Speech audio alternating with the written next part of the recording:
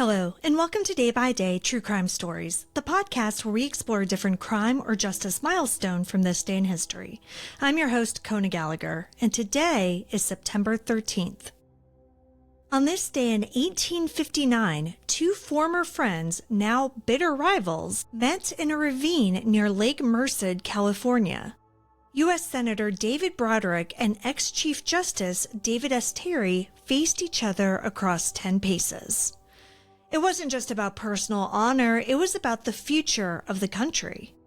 By the end of the duel, one man would be dead, and the echoes of that gunshot would reverberate all the way to the coming Civil War.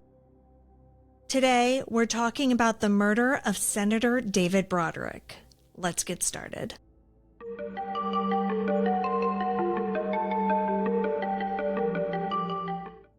David C. Broderick and David S. Terry didn't start out as enemies. In fact, they had once been close allies in California's Democratic Party.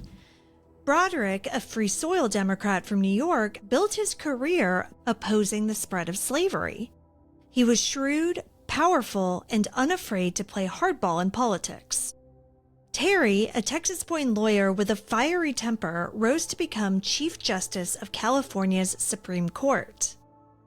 When Terry faced trouble during San Francisco's Vigilance Committee crisis, Broderick stood firmly by his side. He once even praised Terry as, quote, the only honest man on the Supreme Bench, end quote. But by 1859, those ties had snapped. The Democratic Party itself was fracturing, split between those who wanted slavery to expand westward and those who opposed it. Broderick became the leader of the anti-slavery wing. Terry aligned with the pro-slavery chivalry faction. At the Democratic Convention in Sacramento, their feud boiled over. Terry accused Broderick of betraying Stephen Douglas by siding with abolitionists. Broderick shot back publicly, furious that a man he once defended would turn on him. He called Terry, quote, a damned miserable ingrate, end quote. And that insult cut deep. For Terry, who prized honor above all else, it was unforgivable. He challenged Broderick to a duel. And though dueling was illegal in San Francisco, the challenge was accepted. What had started as political infighting now moved toward deadly finality. This wasn't just about two men, it was about two visions of America colliding on California soil. On the morning of September 13, 1859, the sun was barely cresting over the horizon as the two men walked into a ravine near Lake Merced. Around 75 people stood silently as witnesses, their breaths visible in the morning air.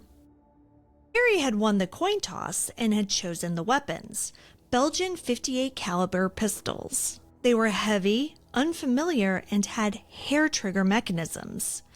Broderick had never practiced with them. Terry, by contrast, had been rehearsing for days.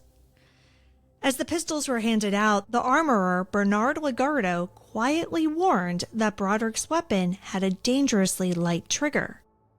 It was so sensitive that it could fire at a single touch. Broderick's team brushed off the warning.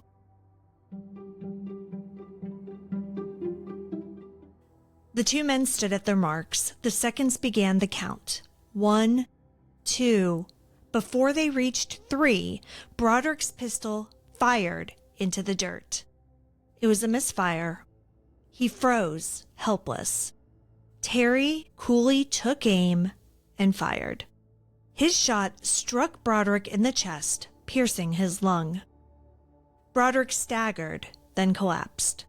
He was rushed to the home of Leonidas Haskell at Black Point. For 3 agonizing days, he clung to life. On September 16th, he succumbed to his wound. His final words were, quote, they killed me because I was opposed to the extension of slavery and a corrupt administration, end quote. When news broke that Senator David Broderick had died, San Francisco erupted in grief and outrage. His death wasn't seen as a tragic accident between two men, it was viewed as an assassination of principle. On the day of his funeral, an estimated 25,000 people filled Portsmouth Square. It was the largest public gathering that the city had ever seen.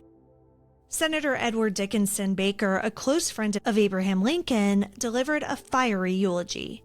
His words captured both sorrow and defiance. Quote, "Who can speak for masses of men with a passionate love?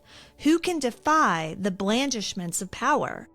What hopes are buried with him in the grave?" End quote. For many, Broderick's death turned him into a martyr for the anti-slavery cause. His portrait hung at the Republican National Convention in 1860, and his name became a rallying cry in a nation inching toward civil war.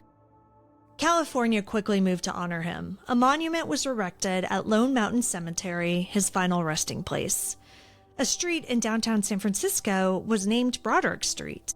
And at Lake Merced, 2 granite markers now stand on the ground where he and Terry once faced off, 10 paces apart. David Broderick's death wasn't just personal, it was political. At just 39 years old, he became the only sitting U.S. senator in history to die in a duel. The symbolism was impossible to miss. A pro-slavery judge had killed an anti-slavery senator. Blood had been spilled over the nation's most divisive question. Supporters of Terry argued that he had defended his honor, but to many others, this was nothing less than a political assassination. California, which was once thought to be far from the sectional conflicts that were tearing at the country, was suddenly thrust into the center of the slavery debate. In the years that followed, Broderick was remembered not simply as a politician, but as a man who gave his life for his principles. His duel at Lake Merced became a turning point. It was the last major duel in American history and one of the first deaths to foreshadow the bloody conflict that was coming. Thank you for joining me on today's episode of Day by Day True Crime Stories. If you found this episode compelling, please subscribe, rate, and review the podcast. It'll help us grow. And be sure to join me again tomorrow as we explore another significant event in true crime history. Until then, stay safe and remember that behind every headline is a life worth remembering. Day by Day True Crime Stories is a Little Monster production. Hey, you can do it!